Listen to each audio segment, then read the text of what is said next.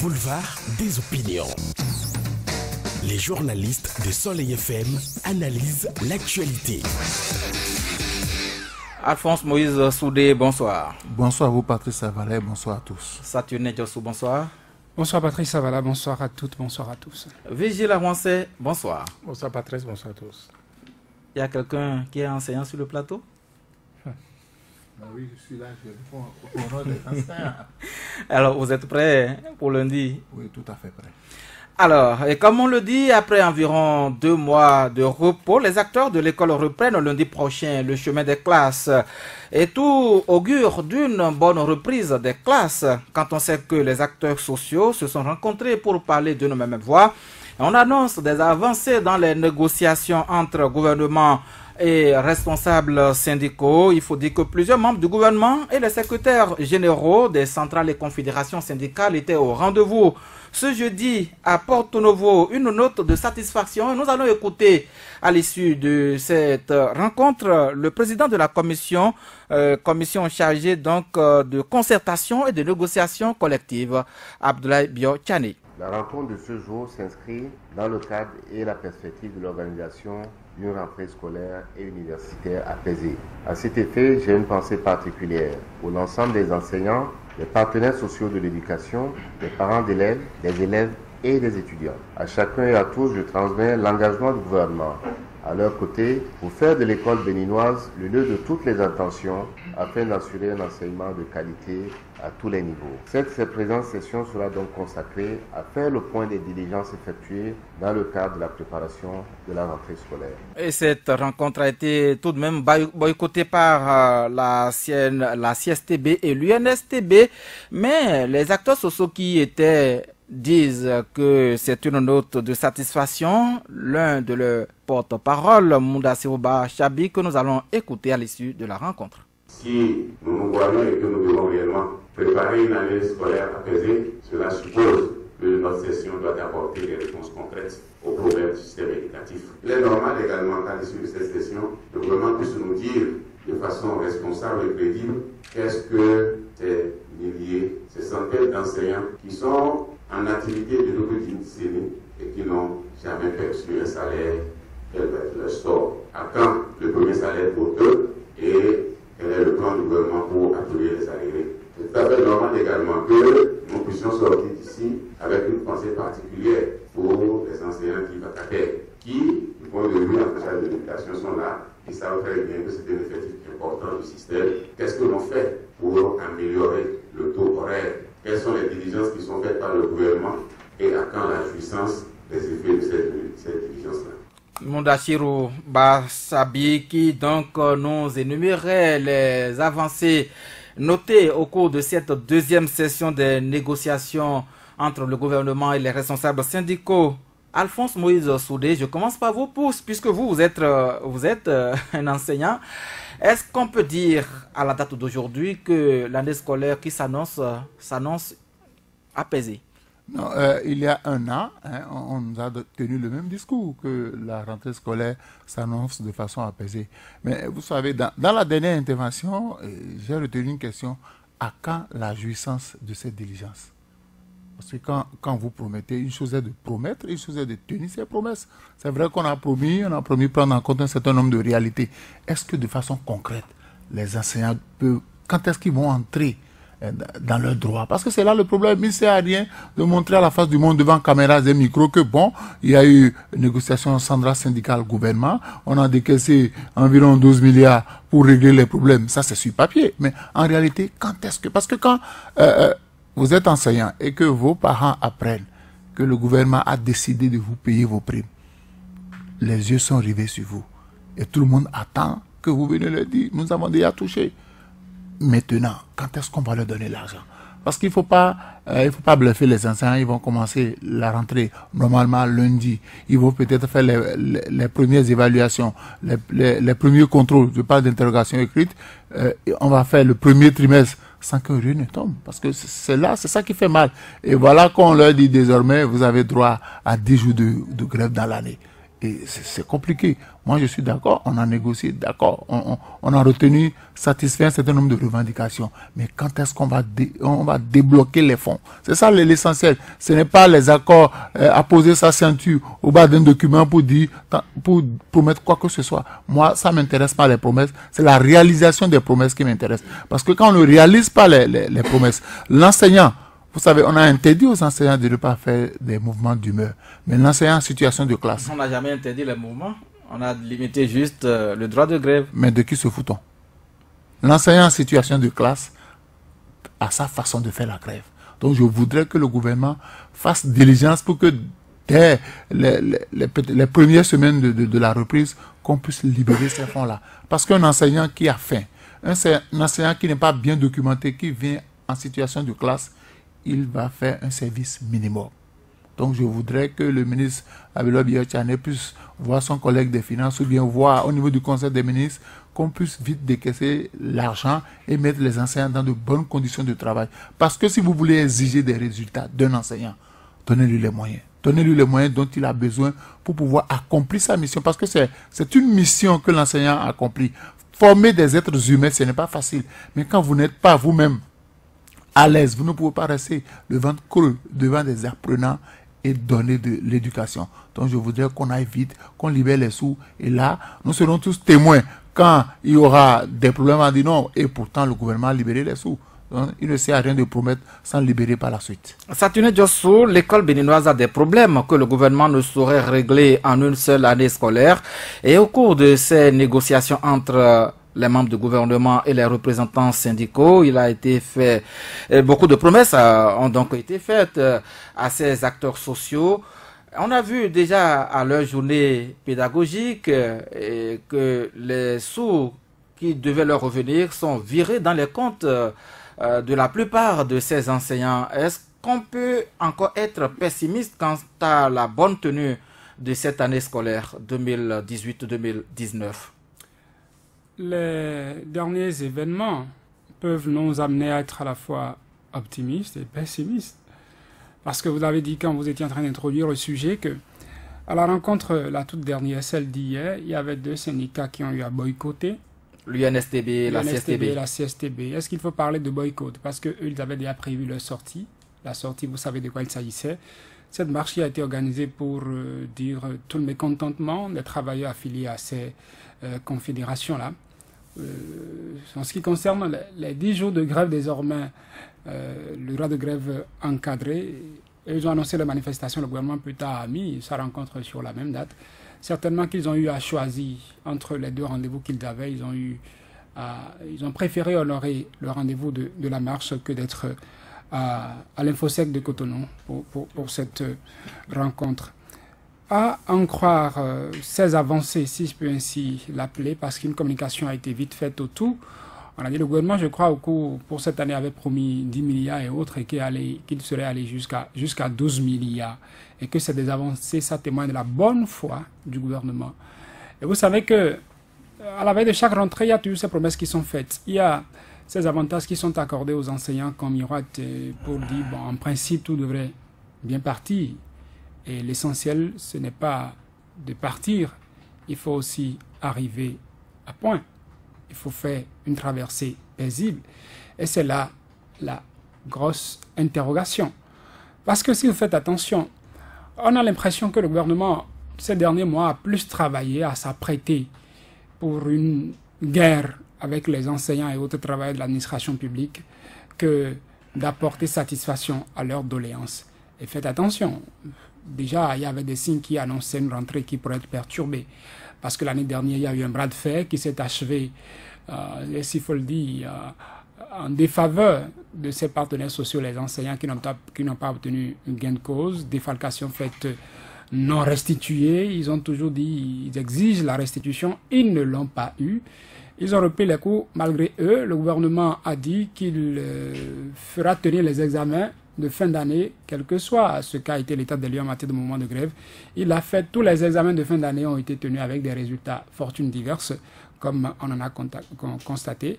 Au même moment, le gouvernement fait prendre, c'est moi qui le dis ainsi, parce que quand on dit BNP, eux aussi nous ont demandé désormais de voir derrière eux Patrice Talon. On a fait prendre une loi à l'Assemblée nationale qui ramène le droit de grève désormais à 10 jours par an. Vous connaissez leur état d'âme à propos. Il y a des tests qui sont pris. On demande à ceux qui sont chefs d'établissement de choisir entre être directeur d'école ou syndicaliste. Là-dessus, vous connaissez aussi leur avis. Aux enseignants du primaire, il a été demandé qu'on reprenne une évaluation. Ils n'ont pas voulu reprendre l'évaluation, ils ont boycotté l'évaluation. Il y a des menaces qui ont suivi. Vous connaissez également leur avis à propos. Autant d'éléments qui pouvaient amener le gouvernement à s'attendre à une année tumultueuse. Et c'est comme pour déjà limiter la marge de manœuvre des enseignants que peut-être une loi a été prise dans ce sens. On verra bien au cours de cette année si les enseignants se contenteront de ces fonds qui ont été alloués pour désormais taire toute querelle entre le gouvernement et eux. La chose qu'il ne faudrait pas perdre de vue, c'est que l'enseignant a beau être contraint pour aller à l'école, se retrouver dans la salle de classe. Alphonse Moïse Soulé l'a dit, l'enseignant peut faire une grève sur le tas, même s'il décidait de ne pas faire une grève sur le tas et de dispenser les cours. Il y a ce qu'on appelle la motivation. Et la motivation, ce n'est pas que des questions d'argent. C'est les conditions dans lesquelles vous travaillez. À un moment donné, vous n'avez pas le nécessaire dans la poche, mais vous venez au boulot, vous êtes de bonne humeur. Simplement parce qu'il n'y a pas d'argent, mais vous êtes dans un environnement qui est apaisé, vous ne sentez pas de menace contre vous, vous sentez un climat de confiance entre votre employeur et vous. Tout ça fait partie des facteurs de motivation qu'il faudrait mettre en place pour assainir le climat qui va prévaloir pendant toute l'année scolaire. Et si ce n'est pas fait, c'est qu'à un moment ou à un autre, déjà la morosité, quand je dis morosité, ce n'est pas que dans la poche, morosité dans la poche, morosité également morale. Tout cela aidant pourrait amener l'enseignant pour un oui, pour un non ou pour un non à dire bon, nous allons en grève et on sait qu'on a 10 jours, ça peut amener d'autres bras de fer. Et ce que j'allais ajouter pour finir, c'est que le problème de l'école béninoise n'est pas qu'un problème de sous, c'est un problème de fond aussi. En cela, il faut tirer un coup de chapeau au gouvernement qui a cru trouver une solution qui sera implémentée. La dernière fois, je crois, il y a 2 mercredis en Conseil des ministres, le gouvernement a parlé de la mise en place du Conseil national de l'éducation, qui ne concernera maintenant pas que seulement un secteur, qui concernera tout le système éducatif, du supérieur à la maternelle.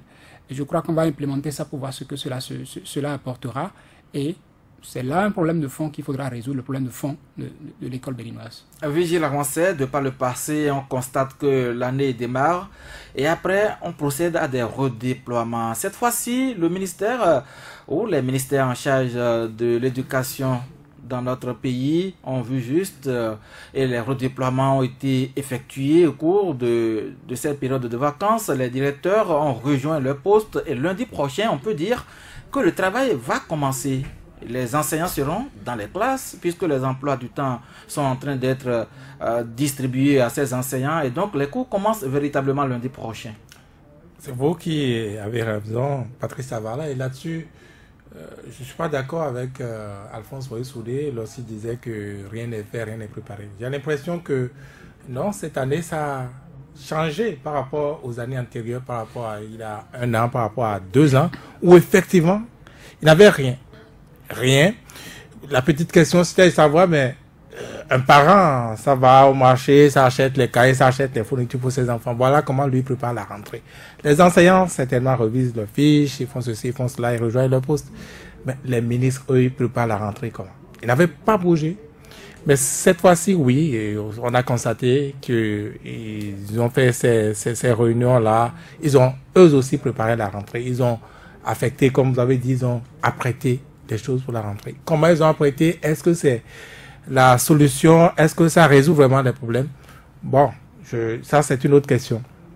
Mais tout au moins ça a bougé, je peux dire, et on peut les en féliciter. Cela dit, j'entrevois cette année scolaire comme une année test, une année transitoire. Une année dans un contexte où, oui, la rentrée, j'allais dire, l'Assemblée nationale, elle aussi a préparé la rentrée, à travers donc cette loi-là qui désormais n'accorde que 10 jours de grève à tous les travailleurs et notamment aux enseignants. Je suis très sûr qu'il n'y aura même pas du tout de grève pour l'année à venir. Parce que de toute façon, c'est une moquerie consacrée dans une loi que de dire, bon, pour des enseignants qui ont l'habitude de faire au moins 3 mois de grève, si vous avez compté chaque fois, chaque année, ils ont toujours fait au moins 3 mois de grève, de leur dire d'aller faire seulement 2 semaines, c'est une moquerie, ils ne feront pas avec.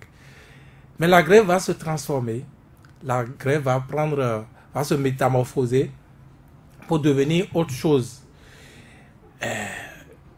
Ça va être encore une fois au détriment des apprenants sans doute, parce que je vois que bon voilà, on a tous été à l'école comme on dit, le professeur d'histoire géo va venir en classe, va dicter le cours. Qui a des questions à poser, peut-être oui, pour ceux qui ont compris le début de quelque chose, ils vont poser des questions et le cours est terminé. Que va-t-on lui dire? Qu'est-ce qu'on dira? Il a travaillé. Il a travaillé. Ça va être pareil pour le professeur de mathématiques qui va venir, qui va corriger le même exercice pendant 2 heures. Ou même il fera le cours parce qu'on peut dire que non, il n'a pas eu le résultat. Il va faire le cours, mais vous savez qu'il a cours, il va faire le cours comme ça. Donc la grève va se métamorphoser.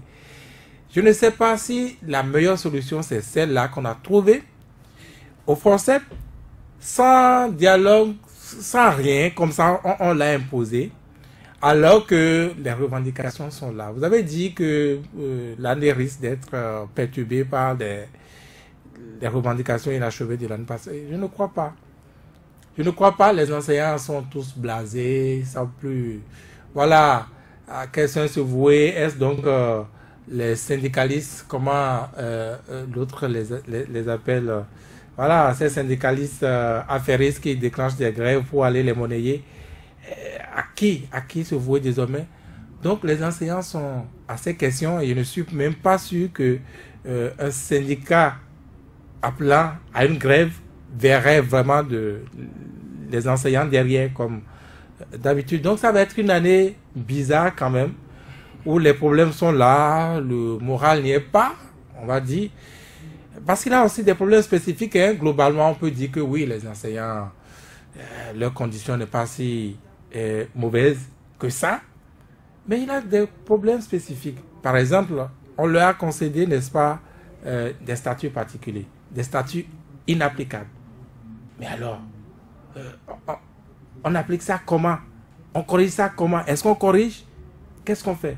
Il y a cette affaire qu'ils ont souvent évoquée, l'affaire de la CNSS qu'ils ont cotisé, après ils ont été affectés au fonds de retraite, et ça également le fonds de retraite qui leur demande de devoir payer eux-mêmes. Voilà, donc il a tellement de problèmes, c'est vrai, on ne pourra pas tout résoudre à la fois, mais il revient au gouvernement, n'est-ce pas, de ne pas rompre le dialogue de mon point de vue, et d'avoir un dialogue sincère. Je ne sais pas, je n'ai pas ouvert la cagnotte des 12 milliards de francs CFA. Je ne sais pas si les émoluments des vacataires sont prévus là-dedans. Si ce n'est pas prévu là-dedans, pour ce qu'on a chaque fois observé, où ils commencent normalement en septembre, et c'est seulement en décembre, vous voyez, voire janvier qu'ils ont les premiers salaires. Tant que c'est comme ça, alors il y a eu des promesses fermes maintenant du côté du gouvernement pour vite payer les vacataires. Voilà, il faut que ces promesses-là bien soient suivies, n'est-ce pas, de faire, soient concrétisées. Et comme cela, on pourra dire effectivement que oui, on leur a arraché le droit de grève, mais en même temps, on a concédé des choses. Et après, on va évaluer le reste. Alphonse Moïse Soudé, droit de grève par les vigiles avancés. Cette fois-ci, c'est cadré 10 jours seulement au cours de l'année pour aller en grève.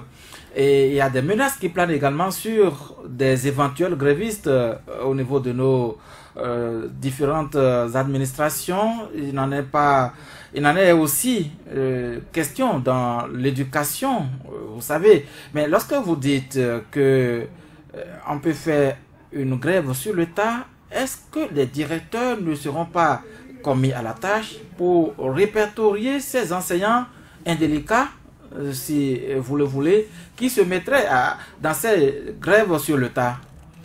pour une bonne année scolaire? Non, mais avant tout, je voudrais dire à Vigile que je n'ai jamais dit que la rentrée n'avait pas été préparée. Je dis, quand on promet, il faut respecter. Vous savez, Vigile a déjà, dans un ancien monde, il était enseignant. Je viens en situation de classe. Je prends tout mon temps, je fais le cours. Je n'explique pas. Mais il est de votre devoir d'expliquer. Ok, il est de mon devoir d'expliquer, il est de mon devoir aussi de faire le cours, parce que et de vous assurer que les apprenants ont compris le message que vous leur avez laissé. Est-ce que j'ai fait le cours? C'est ce que j'appelle la façon dont dispose l'enseignant pour faire la grève. Et c'est l'État qui va encore plus... Il va au tableau, il met SA, le test argumentatif, il fait tout ce qu'il fait. Vous venez, l'inspecteur vient, il prend le cahier des apprenants, il constate que le cours a été normalement fait. Vous prenez le cahier de texte, cahier de texte fait foi que le cours a été normalement fait. Mais au niveau de la compréhension des enfants, écoutez. Non, je trouve, si vous le permettez, je ne vous arrête pas qu'il y a un problème qui se pose à ce niveau-là.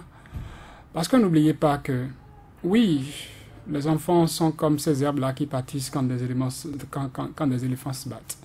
Mais vous-même qui êtes enseignant, qui êtes en situation de classe et qui faites ça, vous n'en avez peut-être pas dans la salle de vos enfants.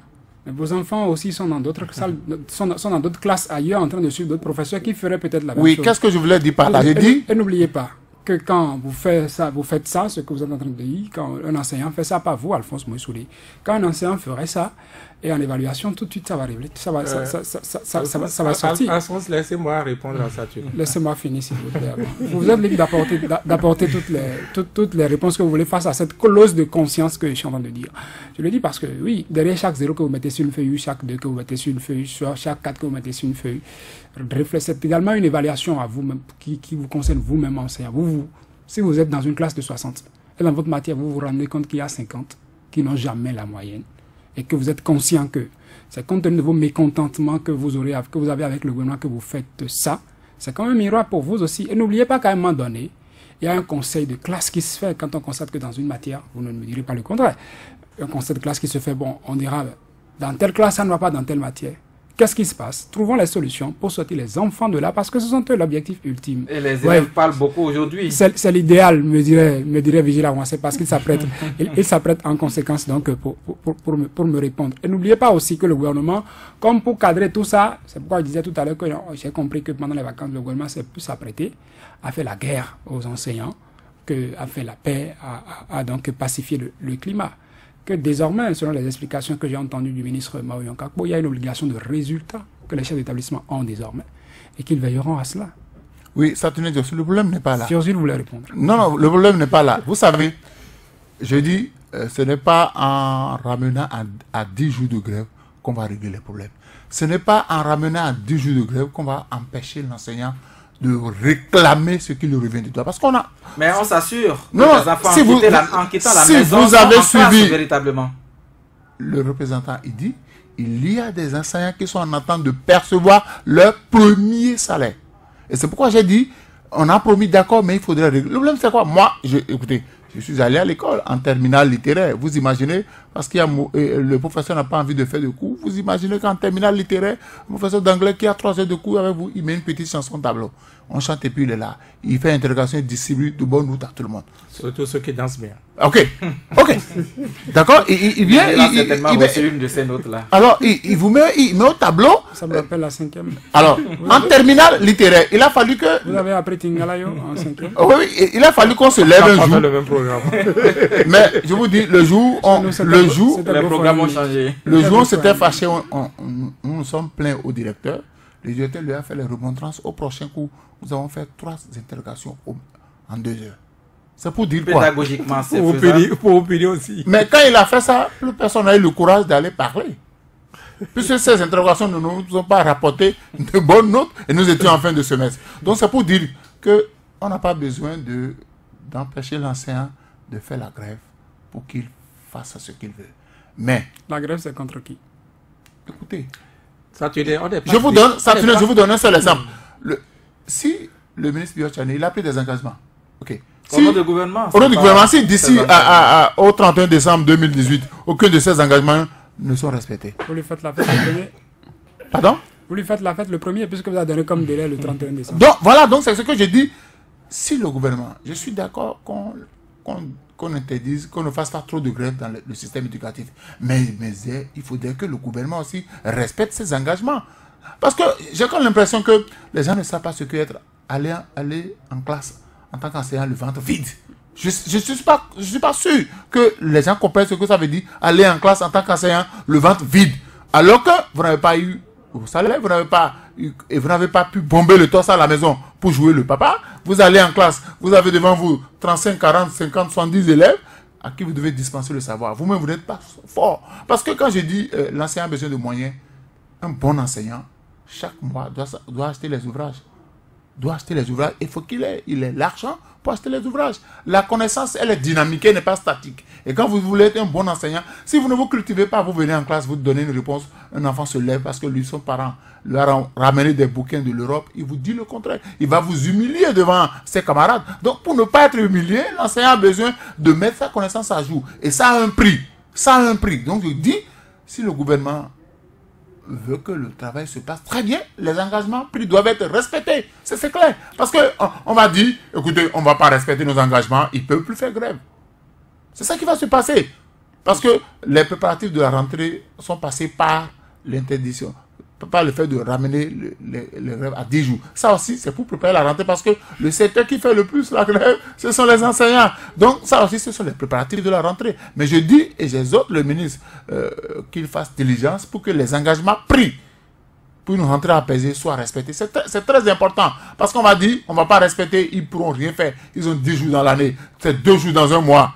Donc, s'ils font 2 jours en janvier, ils feront 2 jours en février, 2 jours en mars, 2 jours en avril, 2 jours en mai, c'est fini. Allez, celui qui, parce qu'il y a des menaces qui accompagnent, on va vous renvoyer 2 mois de salaire. Si vous n'êtes pas d'accord, vous intentez un procès, c'est au plus 9 mois. Donc, on a déjà instauré dans la tête de l'enseignant une certaine terreur. Et je voudrais qu'on leur paye ce qu'on leur donne. On leur donne si vous ne payez pas leurs droits, vous demandez à un enseignant d'aller en classe. L'enseignant n'a pas besoin de rester chez lui pour sacrifier les enfants. Moi, j'ai fait le collège public. Et je sais, pendant les grèves, j'ai connu 2 années blanches. Pourtant, en 6e, quand j'ai commencé le collège, j'ai été frappé par l'année blanche. Et quand l'enseignant vient, écoutez, il met les exercices au tableau, il rentre chez lui. Après il dit, ben, si vous finissez de ramasser, vous venez déposer à la maison. Qui va... Non, ça c'était pendant la période révolutionnaire, n'est-ce pas? Non, oui, on était déjà en 84. Bon, voilà. Après la conférence nationale, il y a eu des mouvements. L'enseignant qui vient en classe, qui n'a pas envie de faire cours, il va s'asseoir à sa place, il fait autre chose. En ce temps, il n'y avait même pas encore le portable. Il donne l'exercice, il dit, taisez-vous. Oui, tête comptable. Ou bien il sacrifie 2 apprenants. Et puis jusqu'à midi, tout le monde se tait. C'est ça. Donc voilà les méthodes dont disposent certains enseignants pour se faire entendre. Vigilant Ronsel, quand 2 éléphants se battent, ce sont les herbes qui en pâtissent. Alors, est-ce que aujourd'hui nos enfants seront pris comme des bourreaux? Bon, vous savez... Non, pas comme des bourreaux. Les victimes. Des victimes. Non, le problème, tout le monde connaît la morale. Hein? La morale, la bonne conscience que déverse dans ce studio saturé Diosso ce soir.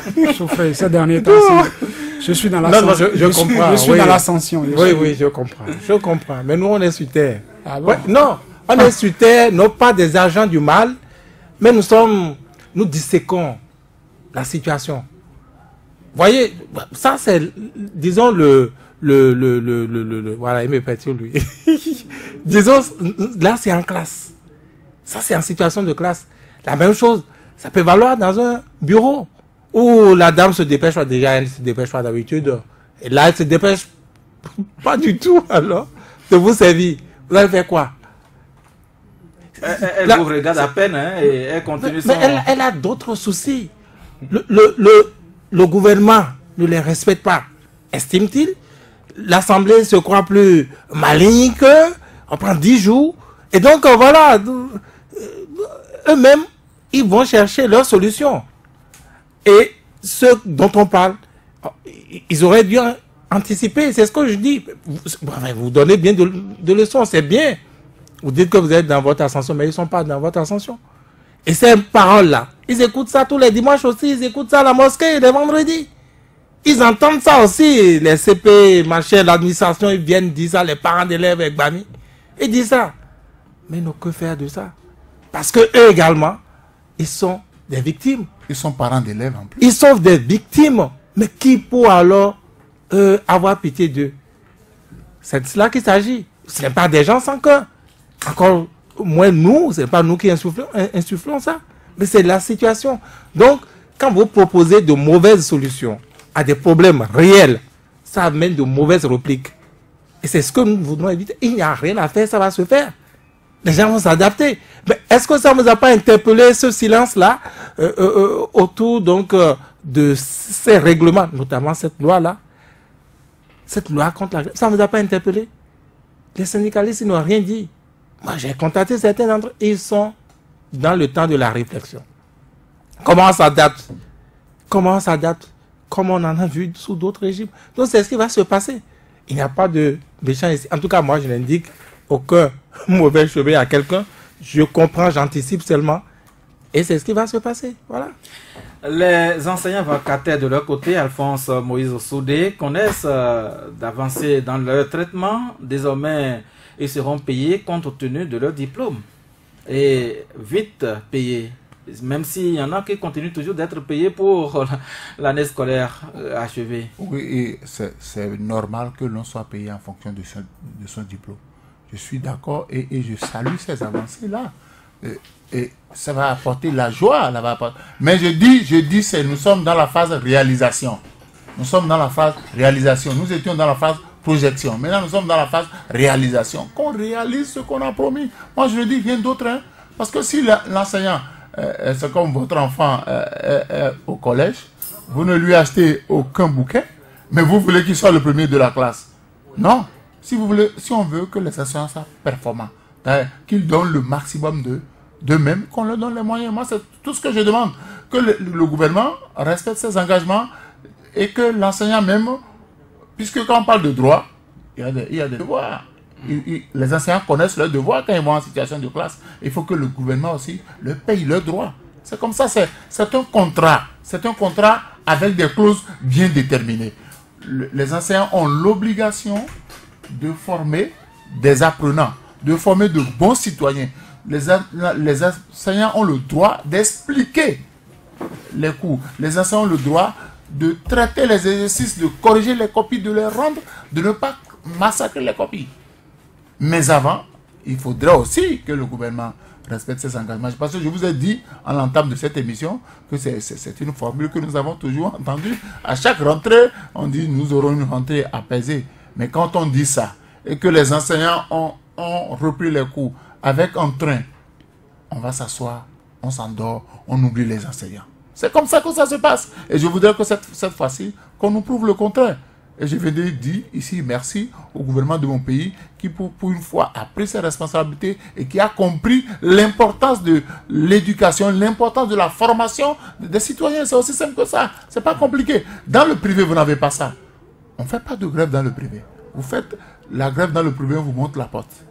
Dans le privé, vous êtes payé pour faire un travail bien déterminé. Et les gens le font si bien. Parce qu'il y a un système de contrôle qui ne vous permet pas de vous amuser. Dans le privé, les enfants parlent. L'enfant qui rentre le soir chez lui. Et il fait le bilan de sa journée à ses parents. Il dit ce matin, le professeur d'anglais n'est pas venu. Il dit le professeur d'EPS n'est pas venu le soir. Vous allez voir le lendemain matin, le parent qui débarque, il va voir le directeur pour dire mais hier, mon fils n'a pas fait le cours d'anglais. Hier, mon fils n'a pas fait le cours d'EPS. Qu'est-ce qui se passe? Qu'est-ce qui se passe? Donc, le système du privé, c'est tellement sérieux que vous ne pouvez même pas faire une grève. Vous faites une grève, on vous met dehors. Je voudrais qu'au niveau du public, que ce soit la même chose. Mais il faudrait doter les enseignants du matériel. Je veux parler de matériel didactique. On a nommé le directeur, on a fait toutes les affectations avant. C'est bon, c'est très bien. Ça, c'est une avancée notable. Mais ce qu'on a promis, il faut donner, c'est tout. Saturnin Diossou, dans la nomination des directeurs, le ministre des Enseignements secondaires, de la formation technique et professionnelle a laissé entendre qu'aucun directeur natif de telle localité ne pourrait plus servir dans sa localité parce que on a fait un certain nombre de constats. Il y a la camaraderie qui devient de plus en plus grande dans nos collèges. On a pensé régler un problème, mais sur le remède trouvé, je pense qu'il y a des interrogations qui se posent. C'est normal de penser que moi, Saturnin Diosso, directeur d'école dans la commune d'Apro-Misérité, j'aurai affaire à des gens qui seront peut-être de ma localité. Parce que l'administration dans nos établissements et l'association des parents d'élèves, j'aurai affaire avec des partenaires, des parents d'élèves qui seront de ma localité. Mais il n'est pas dit. Mais beaucoup plus avec vos frères, les apprenants. Les apprenants. C'est d'eux qu'il est question en réalité. Moi, je pense que c'est plutôt une situation favorable.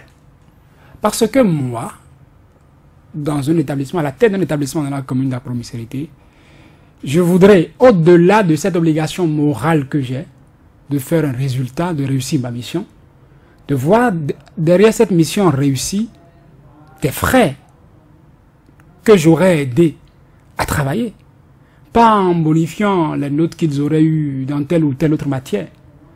Mais je ne tolérerai pas certains comportements qu'ils auront, a priori, je le dis a priori, qui pourraient amener à ce qu'ils n'évoluent pas dans les cours.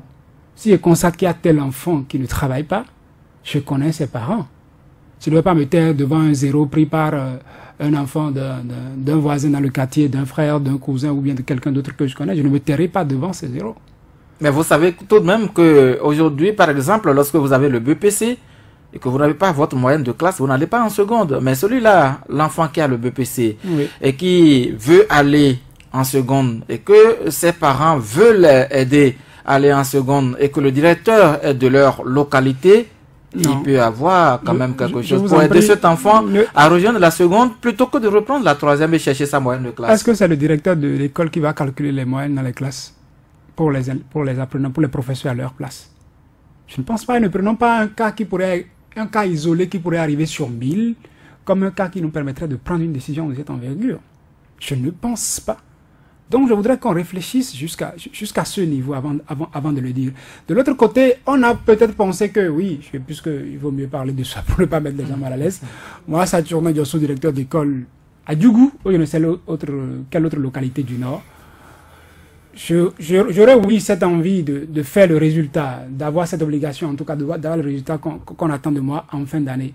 Mais après ça, quelle autre chose me lirait à propos? Et n'oubliez pas qu'il y a même des enseignants qui sont sortis de leur milieu de vie, de leur milieu familier, de leur milieu de naissance, et qui sont plus acceptés dans d'autres milieux qui sont étrangers à eux. Allez dans le Nord, vous verrez des gens du Sud. Qui ne veulent plus revenir. Je ne fais pas du régionalisme. Ce n'est pas seulement qu'ils ne veulent plus revenir. Quand ils y vont, c'est les gens de la localité qui leur trouvent d'appartements, qui les logent, pas qu'ils n'ont pas les moyens, mais parce qu'ils ont tellement le sens de l'hospitalité. Ils vont tellement prendre soin du directeur. Quand on ira labourer, on lui apporte quelque chose et puis on prend tellement bien soin de lui.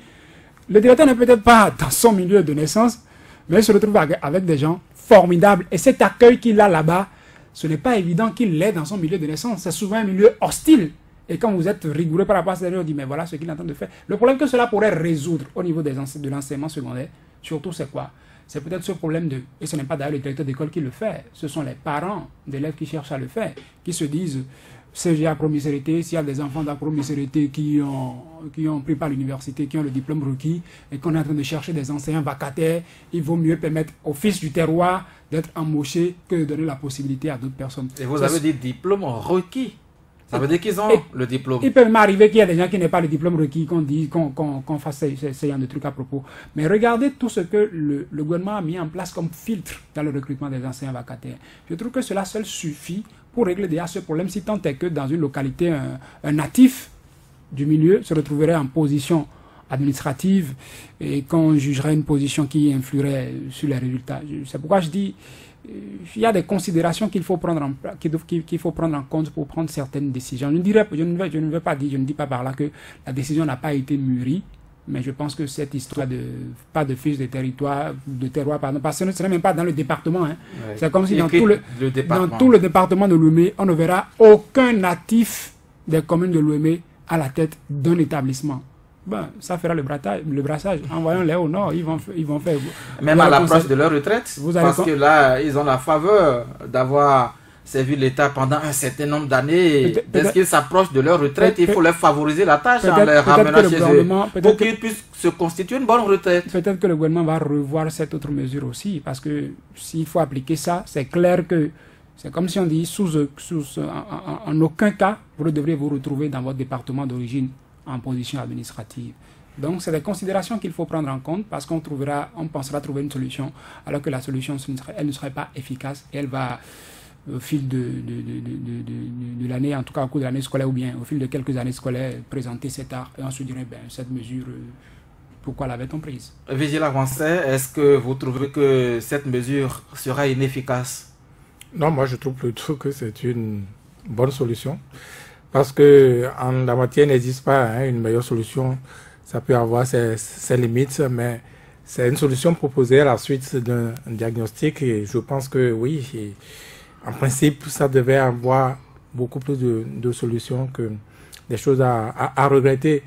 Ce n'est rien de nouveau non plus, cette décision du ministre, fils d'enseignant, je suis, et je sais que les enseignants, pour ne prendre que leur cas, eh bien, ils tournent dans tous les départements. Je ne sais même pas, c'est toujours la politique qui nous a amenés à ignorer cette loi-là.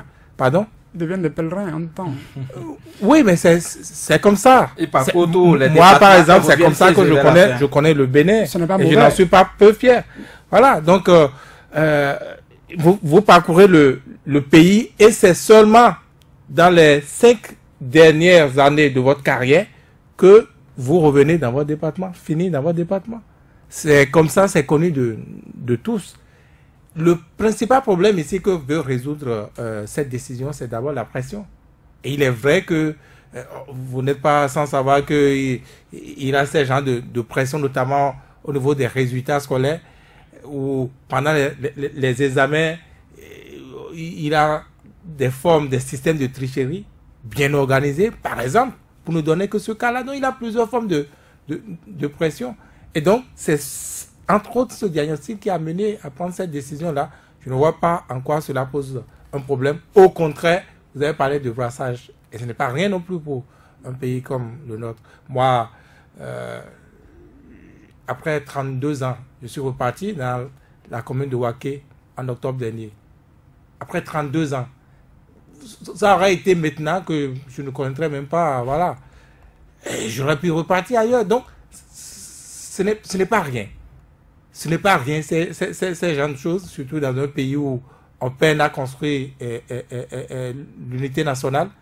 Je trouve que c'est une bonne solution. Après, comme je dis, ça peut avoir des limites. On peut trouver à redire, mais globalement, pour des Béninois que nous sommes, c'est une solution. Pas que... Maintenant, il peut y avoir un autre aspect, parce que, vous voyez, le ministre, s'il avait trop réfléchi en politique, peut-être il se serait arrêté en chemin. Il n'aurait pas pris la décision. Pourquoi? Parce que, comment on en est arrivé à cet état de choses? C'est justement à cause de la politique. On utilise ces fils du terroir, n'est-ce pas, pour mobiliser sur le terrain politique.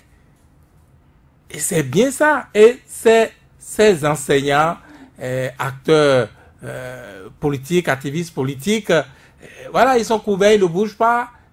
De fil en aiguille, on en est arrivé à un système, on en est arrivé à inverser les règles. Peut-être bien que si c'était rendu compte, ou peut-être ça va être une règle de cette année seulement et puis ça va s'arrêter.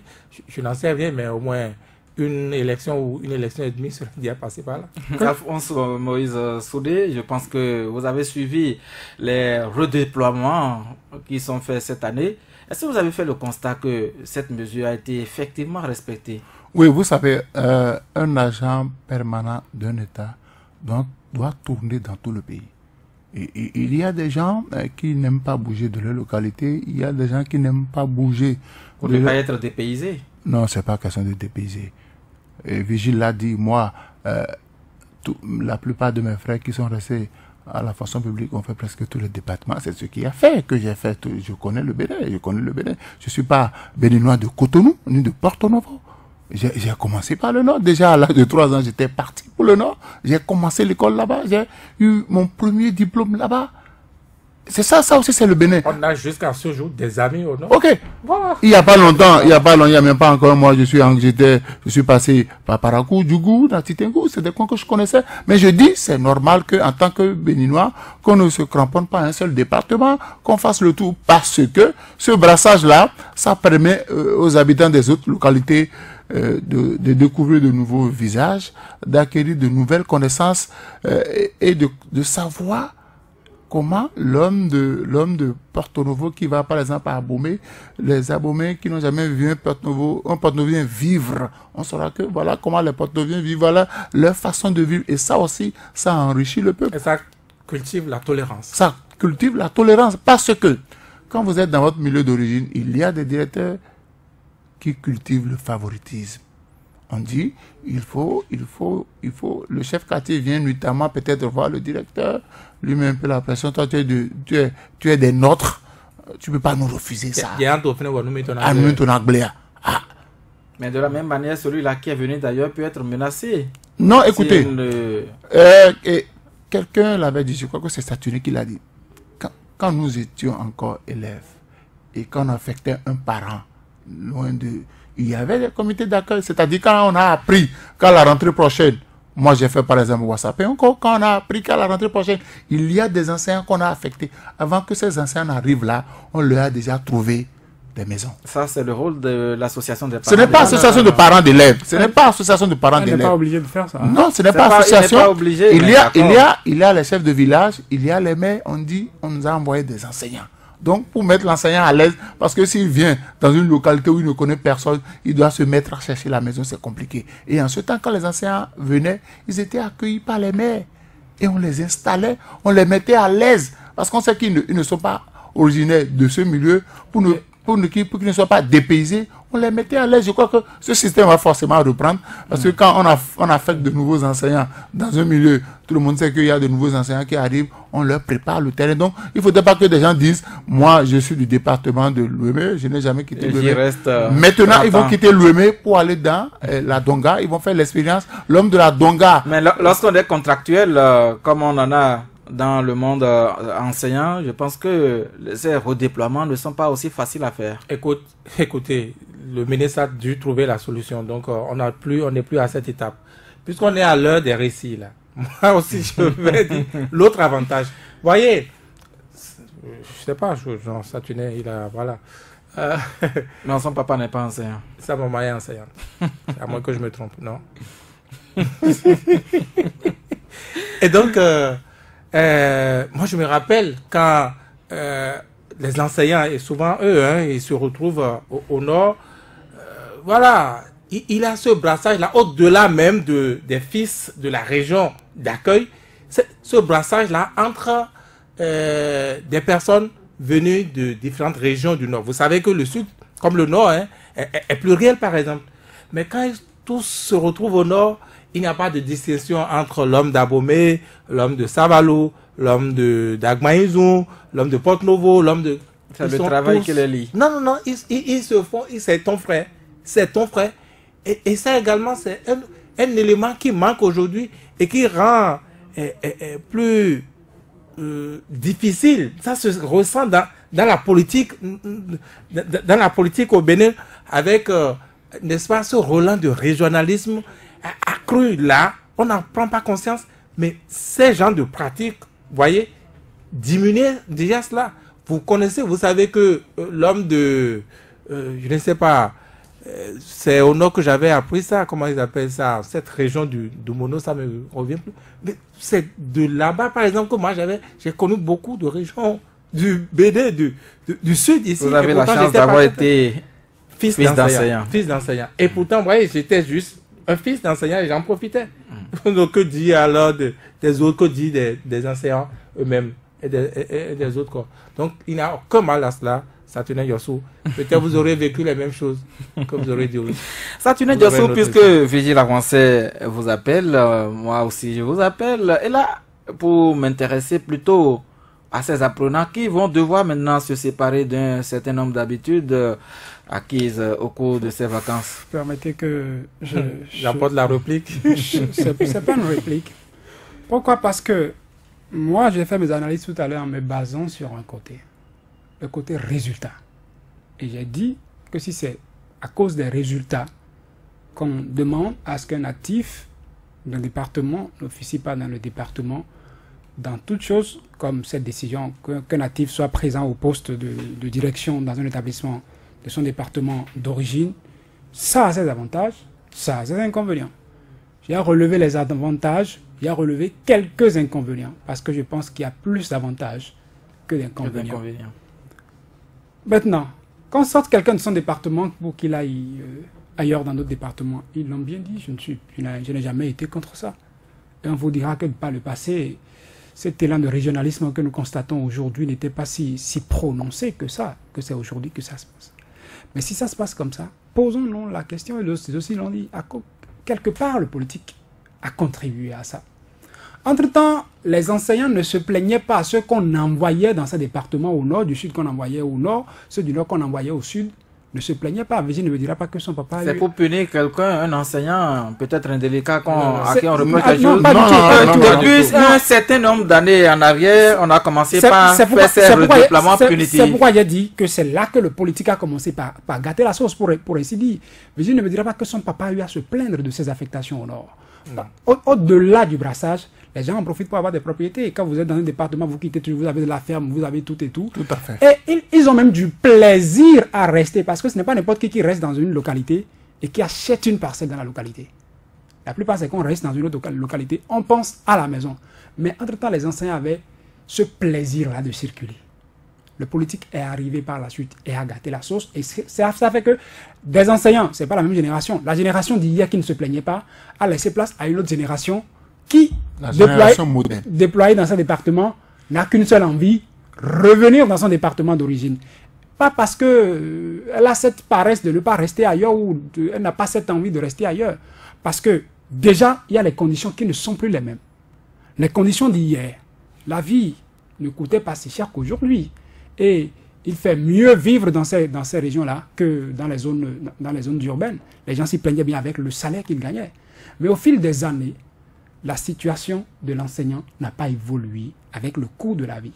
Ça fait que, loin, les gens se retrouvent plus sous le poids des difficultés que à ouvrir leur sens à ce plaisir qu'ils ont à rester, à cette hospitalité qu'il y a dans l'environnement dans lequel ils se retrouvent désormais. Politique encore pourquoi? Parce qu'aujourd'hui, et c'est là je le dirais, vous avez beau être en position dans un autre département, je prends toujours mon exemple, moi, directeur d'établissement à Djougou, dans le Koufo aussi. Bon, dans le Koufo, je voudrais proposer encore au gouvernement que pour que ce soit efficace, qu'on retrouve peut-être cette même méthode d'hier, que même les autorités préfectorales ne soient pas originaires de leur département d'origine. Parce que parfois... Mais il y a la connaissance du terrain. Connaissance du terrain. Ceux qu'on avait affectés dans les zones entre-temps n'avaient pas connaissance du terrain, ils ont découvert. On dit qu'il a toujours un comité d'accueil. Il a toujours des gens qui étaient là, d'ailleurs, ou de chez vous. D'accord, les collaborateurs sont là pour le préfet. Toutes les conditions étaient réunies. Mais aujourd'hui, le directeur d'école qui se retrouve dans son département non d'origine et qui se retrouve à faire, excusez-moi le terme, le zozo. Mais c'est le maire d'abord qui va le voir pour dire, mais toi tu es... C'est ceci, c'est ceci, c'est ceci, c'est cela ici. Vous ne le faites pas, ça remonte au préfet. Le préfet vient vous voir pour vous intimer l'autre. Nous sommes dans notre... C'est le fils du terroir qui vous parle. Et si vous ne savez pas faire, c'est le même politique qui interviendra pour qu'on vous affecte de ce département-là. C'est comme pour dire que c'est le politique qui a détérioré cette ambiance, ce plaisir-là que les Béninois, les fonctionnaires béninois avaient à circuler dans tous les départements. Ce n'est pas la même chose. Même au niveau de l'accueil aussi, entre-temps, cette hospitalité a changé.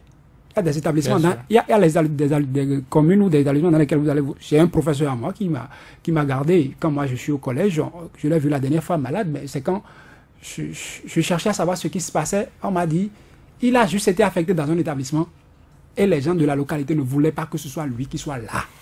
Il est revenu avec le pied enflé. Il traîne cette maladie depuis.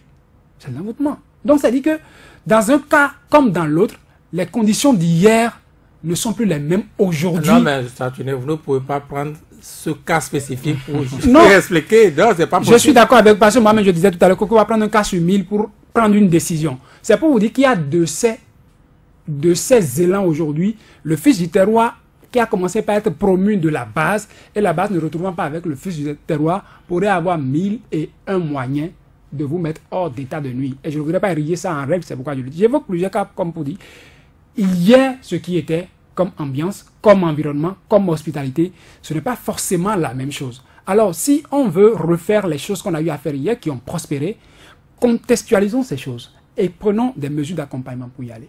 Quand on va me dire que je vais à Tanguita, comme Justin Tevalou, peut-être, on me dira, tu vas à Tanguita, mais je verrai les avantages qui m'accompagnent. Ce sera avec plaisir que, une fois à Tanguita, est formidable.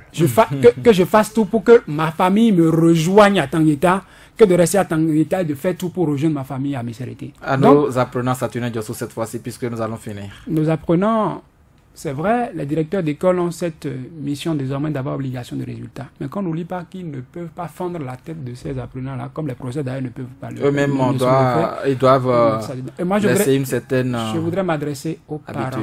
Je voudrais m'adresser aux parents pour le suivi qu'ils feront de nos frères, de nos sœurs apprenants en cette année scolaire. Quand il n'y a pas suivi, il n'y a pas l'autre pôle qui aiderait l'enseignant à l'école à prolonger ce qu'il donne comme enseignement. Et le suivi, ce n'est pas que, est-ce que tu es allé au cours aujourd'hui? Moi je propose que le premier jour de l'école, qu'on accompagne son enfant quand on a le temps. Et déjà, je pense aussi aux politiques qui devraient le permettre, dans le réaménagement qu'on pourrait faire. Que le parent accompagne son enfant à l'école. Et que de temps en temps, qu'on y retourne pour voir comment ça marche. Et l'éducation qu'on donnera également à l'enfant soit une éducation, excusez-moi le terme, rigoureuse. Parce qu'on a relâché aujourd'hui, on observe toutes ces bêtises venant de nos enfants, de certains enfants, parce que je ne dirais pas de nos enfants, parce que je suis confiant que des enfants de ceux qui sont en studio ici ne sauraient faire ce type de bêtises-là. Alphonse Moïse Soudé, les enfants, nos apprenants doivent laisser WhatsApp, Facebook. Non, laissez les enfants en paix. Ah, mais oui. Laissez les enfants en paix. Quand le parent, je parle en connaissance de, il y a des parents, du premier jour de la rentrée jusqu'au dernier jour de la rentrée, n'ont jamais mis pied dans l'école de leur enfant. Quand l'enfant sait que son papa ne viendra jamais à l'école et que c'est le chauffeur qui va toujours représenter papa. Pour ceux qui en ont la chance. Il fera des bêtises. Parce que quand les parents courent derrière l'argent et confient l'éducation de leurs enfants à la domestique, à un tonton à qui on paye 150 000 francs, 200 000 francs tous les mois pour gérer les enfants, au chauffeur, ce n'est pas possible. Vous avez fait des enfants. Vous ne pouvez pas tout le temps courir derrière l'argent et oublier les enfants. Saturnin Diosso a trouvé le bon exemple. Qu'est-ce que ça coûte à un papa, un matin, qu'il soit ministre, qu'il soit président de la République, de se lever un matin pour dire, ce matin, je t'amène à l'école. Je descends avec mon enfant, je rentre dans son école, je vais m'enquérir. Vous dites, mais écoutez, je suis le père de Tantan Pion. Je veux savoir comment Tantan Pion se comporte. Si vous faites ça comme ça, je suis convaincu que l'enfant sait que son papa peut débarquer à n'importe quel moment. Il va se prendre au sérieux. Mais quand l'enfant sait que on a commencé la rentrée, papa ne va jamais me déposer, papa ne viendra jamais me chercher, maman elle est tout le temps entre deux avions, si c'est pas Dubaï c'est la Chine, l'enfant elle laissé à lui-même, il devient un cas. Je voudrais que les parents prennent leurs responsabilités. Quand ils vont prendre leurs responsabilités, seront plus présents à la maison, les enfants vont changer de comportement. Merci à vous, Alphonse Moïse Soudé. Merci, Vigile Avancé. Merci, Saturnin Diosso. Merci également à Ghislain Agbangba qui a remplacé Georges Bonou, avec qui nous avons entamé cette émission, le dernier numéro de cette semaine. Bonne reprise des classes à tous les apprenants et à tous les enseignants et à tous les usagers de l'école. Retrouvez un autre maillon de cette émission lundi prochain pour d'autres numéros. Portez-vous bien et à très bientôt.